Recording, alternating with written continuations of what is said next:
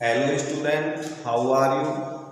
वैसे तो आप सभी लोग स्वस्थ, ठीक और आपका मस्तिष्क भी कुछ पढ़ने के लिए कह रहा होगा। तो आइए अपन कुछ पढ़ाई कर लेते हैं। पढ़ाई करने से पूर्व अपन ये देखते हैं कि पूर्व में जो आपने क्लासेज ली थी या पूर्व की जो क्लास ली थी उसमें अपन ने अध्ययन किया था समांतर श्रेणी यानी अर्थमेटिकल प्रोग्रेशन, और जिसमें एनवा पद भी अपन ने ज्ञात करना सीख लिया। एन पदों के योगफल के सूत्र भी आपको पूर्व क्लासेज में लिखा दिया। एक दो एग्जाम्पल आपने योगफल के पढ़े भी थे। तो अब अपन एक्सरसाइज नंबर 5.3 के लिए कुछ एग्जाम्पल्स और देखते हैं, अर्थात योगफल समांतर श्रेणी में एन पदों के योगफल से संबंधित क्वेश्चन किस किस टाइप के आते हैं उन्हें देखते हैं कि बहुत ही इम्पोर्टेंट चैप्टर है।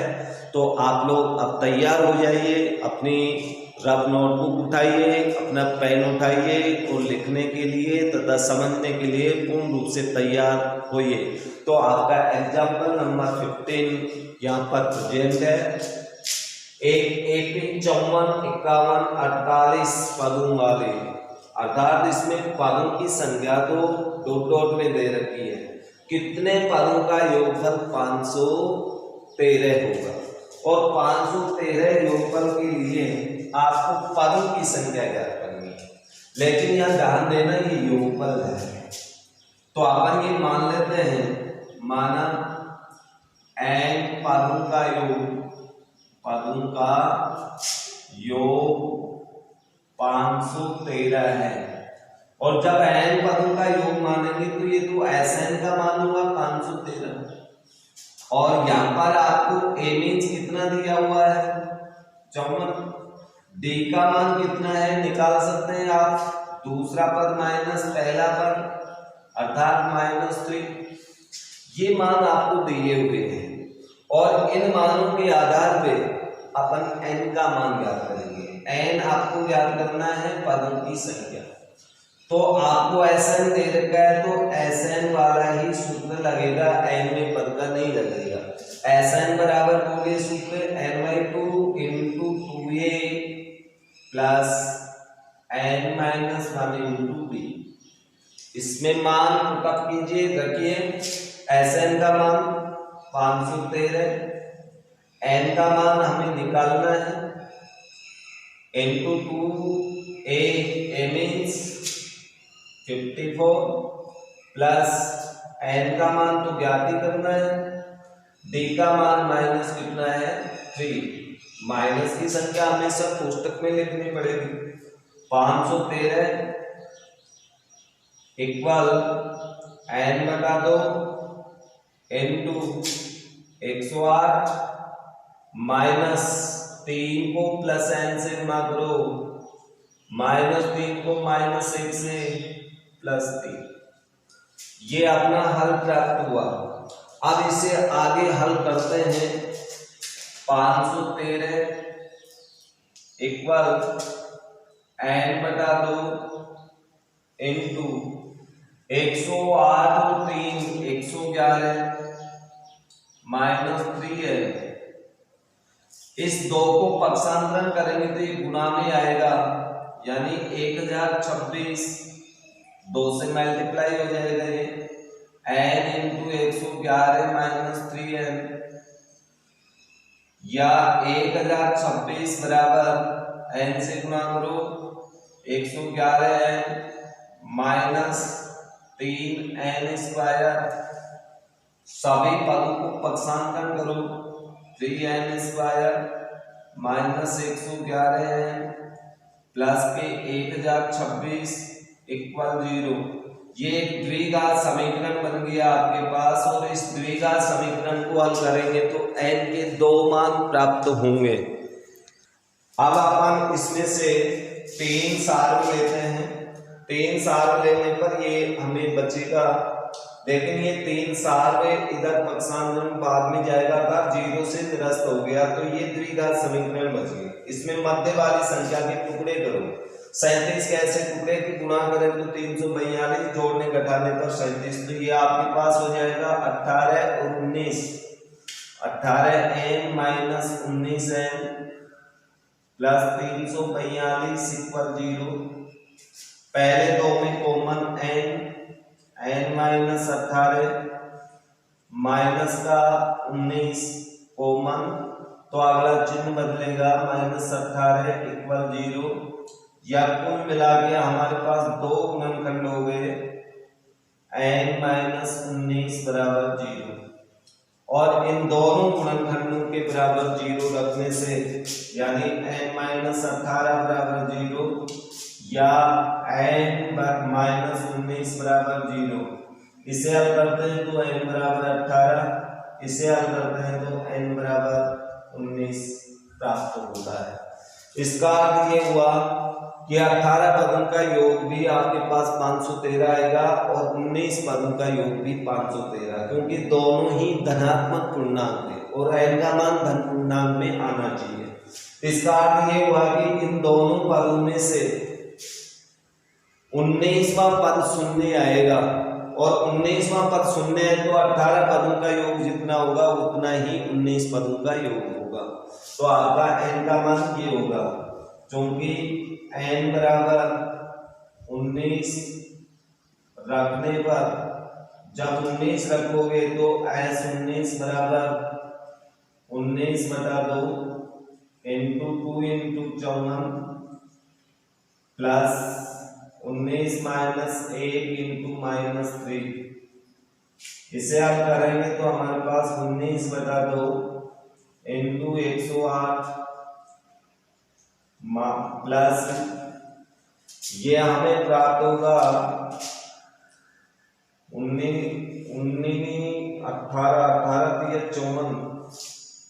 18 ये प्राप्त होगा। 19 में 19 पदों का योगफल नहीं, 19वां पद याद कीजिए आप, 19 पदों का योगफल मत याद कीजिए, 19वां पद याद कीजिए। 19वां पद शून्य आएगा, an का सूत्र लगाइए, an बराबर a plus n minus 1 into b, तो 19वें पद का मान शून्य आएगा आपके पास, a का मान 54 है प्लस 19 माइनस 1 इंटू माइनस 3, तो ये हो गया 54 माइनस 54 इक्वल 0।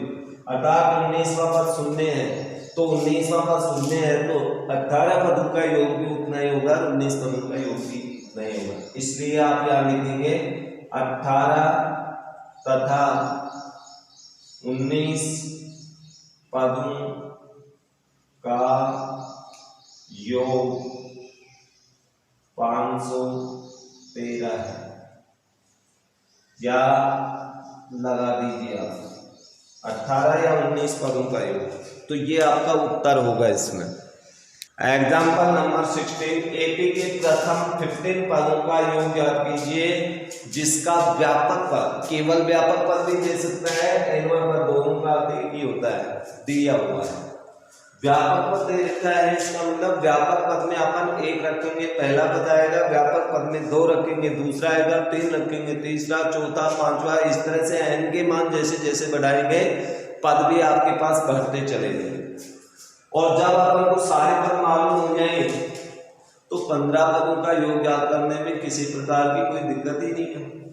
तो यहाँ पर अपन सबसे पहले ये देखते हैं व्यापक पद an बराबर 9 माइनस 5n, इसलिए n बराबर 1 2 3 रखने पर 1 2 3 रख दीजिए, तो a1 बराबर 9 माइनस 5 इंटू 1 इक्वल 4, a2 2 रखेंगे तो 9 माइनस 5 गुणा 2 बराबर -1, a3 रखेंगे तो 9 माइनस 5 गुणा 3, यानी आपके पास 15 में से 9 गया तो कितना बच गया, 15 में से 9 घटाइए -6, ये हमें प्राप्त हुआ। तो इस प्रकार से हमारे पास एक AP प्राप्त होगी, इसलिए AP प्राप्त हुई। पहला पद 4, दूसरा पद -1 -6, इस तरह से AP प्राप्त हो गई। इस AP के अंदर A बराबर 4, B का मान अपन निकाल सकते हैं, -1 -4 = -5, n बराबर आपको दिया हुआ है 15, इसलिए 15 पदों का योगफल Sn बराबर n/2 × 2a plus n-1 × b। इस सूत्र की सहायता से 15 पदों का योग आएगा, और 15 पदों का योग क्या करेंगे तो n का मान 15 बराबर 15/2 × 2a। a का मान देखिए, a means 4 plus n 15 minus 1 और d का मान -5, तो कोष्टक में लिखें, या 15/2 गुणा करेंगे 8, यहाँ पर बचा आपके पास 14 गुणा -5, कुल मिला के 15/2 × 8 - 17, कुल मिला के 15/2 × माइनस में कितना बच गया आपके पास 62, या 15 गुणा -31, 2 से कट गया, 31 से गुणा करो 15, 15 45 से 46 -465 आपके पास प्रथम 15 पदों का योग आएगा। इसी क्वेश्चन को इसको हम इस प्रकार से भी कर सकते हैं। आपको व्यापक पद दे रखा है, प्रथम 15 पदों का योग, तो आपके पास एक Sn बराबर, ये भी तो सूत्र है ना, Sn बराबर n/2 पहला पद प्लस nवां पद या अंतिम पद का अर्थ है 15 पदों का योग, तो 15वां पद अंतिम होगा। तो हम डायरेक्ट इस व्यापक पद में n बराबर 1 रखें तो पहला पद, n बराबर 15 रखें तो 15वां पद, दोनों पद अपन प्राप्त कर लेते हैं। तो यहाँ n बराबर 1 तथा 15 रखने पर जब ये अपन रखेंगे तो a1 9 - 5 × 1 = 4, और a15 9 - 5 × 15, तो अपने पास आएगा कितना -66। तो इस प्रकार से अपने पास दोनों पद आ गए, इसलिए 15 पदों का योग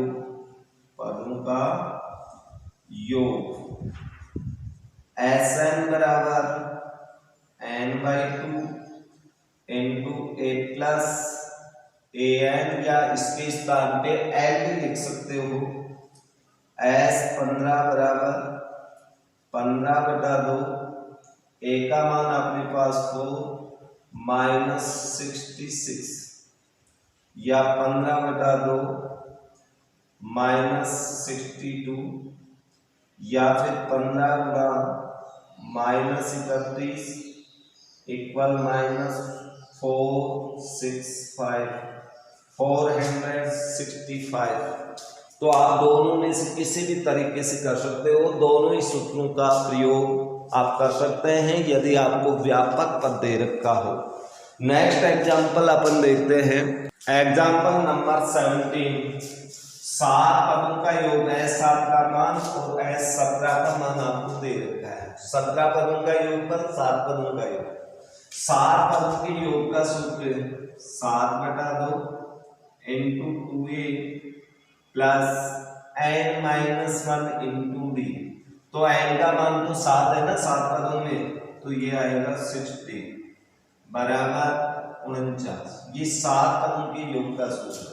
17 पदों का योग निकालेंगे तो 17/2 × 2a प्लस n-1, n का मान 17 में से घटाएंगे 16d = 279। पक्षांतरण कीजिए 2a + 60, या 2 से बाहर ले दीजिए आप, 7 इंटू ए प्लस 3d बराबर 49।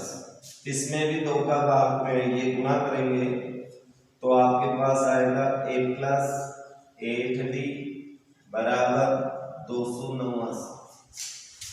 भैया 1/2 है ना, 2 को अंदर कोष्टक के अंदर करेंगे तो इन दोनों पदों में भाग लगेगा कि नहीं 2 का, ऐसे ही इसमें किया है। अब इस 7 को पक्षांतरण करेंगे तो ये 49 के भाग में जाएगा, यानी 49/7। इधर भी इसको पक्षांतरण करेंगे 17 को तो ये भाग में जाएगा 289 के 17। तो a प्लस 3d बराबर कितना आ गया 7।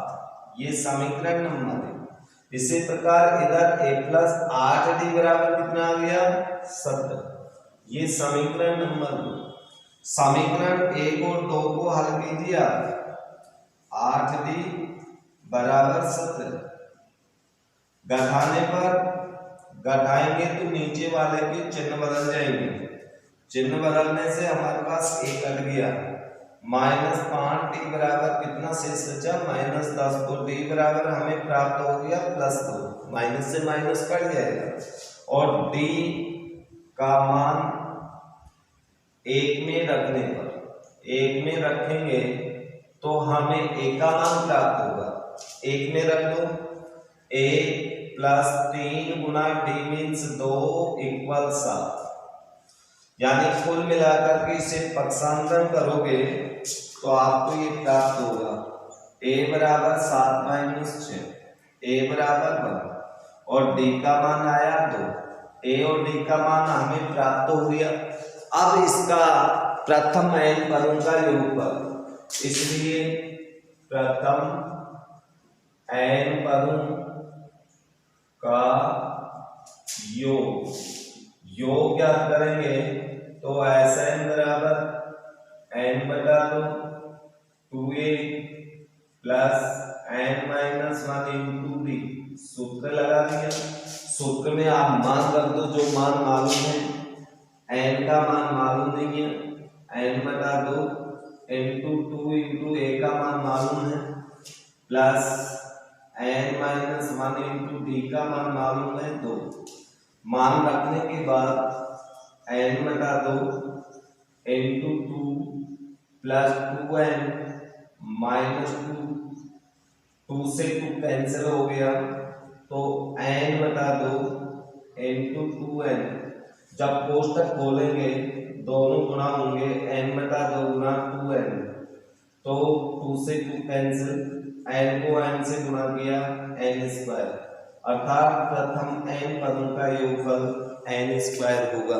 तो ये थोड़ा सा अलग टाइप का क्वेश्चन था जिसमें हम पहले a तथा d का मान ज्ञात करते हैं, समीकरण बनाते हैं, समीकरण बनने के बाद अपन कितने भी पदों का योग ज्ञात कर सकते हैं, n पदों का, चाहे 20 पदों का, चाहे 50 पदों का।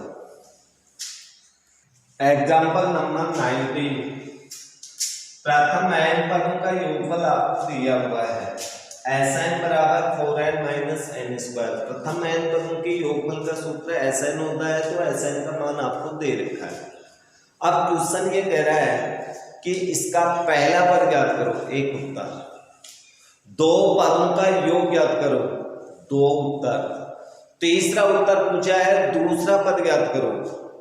चौथा उत्तर पूछा है इसका तीसरा पद ज्ञात करो।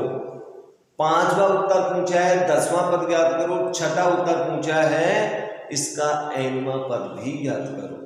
तो यहाँ पर योगफल के सूत्र से अपन पदों को कैसे ज्ञात करते हैं, n बराबर 1 रखने पर, जब n बराबर अपन 1 रखेंगे तो S1 4 इंटू 1 - 1 का स्क्वायर = 3। लेकिन इस S1 को हम a भी तो लिख सकते हैं, ये ही पहला पद होता है। सूत्र को देखिए, S1 बराबर प्रथम पद, S1 बराबर पहले पद का योग। पहले पद का योग और पहले पद में कोई अंतर नहीं, तो एक उत्तर तो अपना आ गया। n बराबर 2 रखने पर, जब n बराबर अपन 2 रखेंगे तो H2 बराबर 2 रखते जाओ, 2 - 2 का वर्ग। हल करेंगे तो अपने पास 8 - 4 इक्वल कितना प्राप्त हुआ, 4। यानी दो पदों का योग हमें 4 प्राप्त होता है। 2 उत्तर आ गए। इसलिए दूसरा पद A2, दूसरे पद का सूत्र A2 होता है और A2 मीन्स अपने पास सूत्र है H2 - S1। H2 का मान 4 है, S1 का मान 3 है, तो दूसरा पद 1 होगा। दूसरा पद भी आ गया, पहला पद भी आ गया, प्रथम दो पदों का योग भी आ गया, अर्थात अपने पास पहला उत्तर, दूसरा उत्तर, तीसरा उत्तर, 3 उत्तर तो आ चुके। अब इसके बाद में आपसे पूछा है तीसरा पद। अब तीसरा पद याद करने के लिए देखिए, पहला पद मालूम है, दूसरा पद मालूम है, तो इसका सारवांतर भी तो ज्ञात कर सकते हैं ना। इसलिए कॉमन डिफरेंशियल डी बराबर A2 - A1 का सूत्र लगाओ। A2 का मान 1, A1 का मान 3, तो D का मान -2। D आ गया और D आ गया तो अब अपन तीसरा पद भी ज्ञात कर सकते हैं। A3 बराबर A + 2D, ये तीसरे पद का सूत्र होता है। तो तीसरा पद हमें प्राप्त हुआ A मीन्स 3 + 2 × -2 मीन्स 3 - 4 बराबर -। तीसरा पद भी हमें प्राप्त हो गया। अब इसके बाद 10वां पद, 10वें पद का सूत्र होता है A + 9D। A का मान आपके पास 3 है, D का मान -2 है, तो कुल मिला के 3 - 18 बराबर -15। 10वां पद भी आ गया। अब nवां पद का अर्थ होगा A + n - 1 × D। A का मान 3 प्लस n - 1 × D का मान -2, तो ये nवें पद का मान प्राप्त होगा। 3 -2 को +n से गुणा करो, -2 को -1 से गुणा करो, +2, कुल मिलाकर के हमें 5 - 2n प्राप्त होगा। इस प्रकार से ये चौथा उत्तर है, ये 5वां उत्तर और ये छठा उत्तर। 6 उत्तर हमने प्राप्त कर लिए, अर्थात n बराबर 1 रखोगे पहला पद का योग या पहला पद प्राप्त होगा, n बराबर 2 रखोगे तो प्रथम दो पदों का योग प्राप्त होगा, और प्रथम दो पदों के योग में से पहले पद का योग रखाओगे दूसरा पद प्राप्त होगा। जब दो पद प्राप्त हो गए तो D ज्ञात कर सकते हैं, फिर तीसरा पद, 10वां पद और nवां पद आसानी से आप ज्ञात कर सकते हैं। एग्जाम्पल नंबर 20, एक सीढ़ी के अंदर जो बीच में डंडे लगे होते हैं उनके बीच दूरी 25 सेमी है, यानी दो क्रमांक डंडों के बीच 25 सेंटीमीटर की दूरी है। ऊपर का डंडा 25 सेंटीमीटर है, नीचे का डंडा 45 सेंटीमीटर है, अर्थात 45 फिर इससे कम, फिर इससे कम, इससे यानी कम होते जा रहे हैं। तो इन डंडों में प्रयुक्त लकड़ी की कुल लंबाई ज्ञात करो, अर्थात यदि अपन को इन डंडों की संख्या मालूम हो जाए तो उस संख्या की लंबाई को जोड़ करके अपन योग ज्ञात कर सकते हैं। और क्रमांकगत रूप से डंडों की जो ये घटते क्रम में है, ये निश्चित रूप से बराबर दूरी पर घट रहे हैं, अर्थात सामांतर बराबर है। तो सबसे पहले आप ये देखिए, यहाँ पर एक सीढ़ी बनाई गई है, तो इस सीढ़ी में कितने डंडे दिखाई दे रहे हैं? इसमें डंडे हैं आपके पास, डंडे 4 दिखाई दे रहे हैं, लेकिन दो डंडों के बीच में गैपों को गिने, 1 गैप, 2 गैप और 3 गैप। गैप कितने हैं? मध्य गैप 3 है, अर्थात 3 गैप होते हैं तो डंडे 4 होंगे, 2 गैप होंगे तो डंडे 3 होंगे, अर्थात गैपों की संख्या से एक अधिक डंडा होता है। सीधी के अंदर। सीधी में जो बीच में दो क्रमांगत डंडों के बीच की दूरी होती है, उन दूरियों की संख्या से एक ज्यादा डंडा होता है। ये आपको समझ में आना चाहिए। तो आप यहां सबसे पहले ये लिखेंगे, माना डंडों की संख्या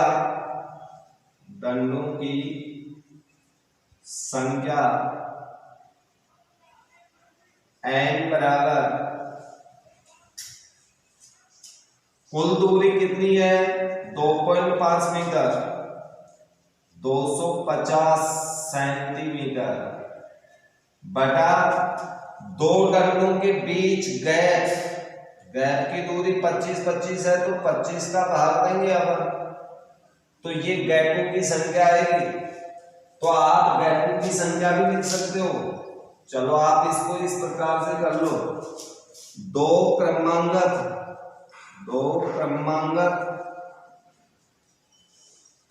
डंडों के मध्य गैप या गेप, तो हमें प्राप्त होगा कितना 10 गेप। इसलिए डंडों की संख्या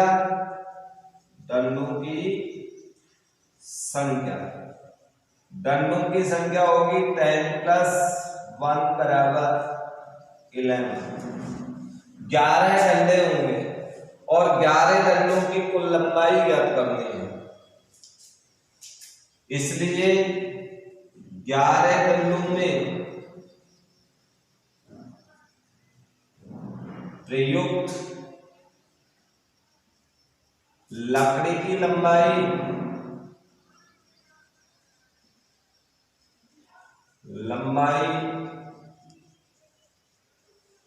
के लिए योगफल ज्ञात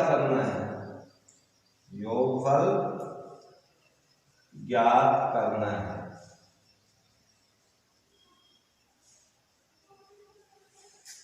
यहां पर डंडे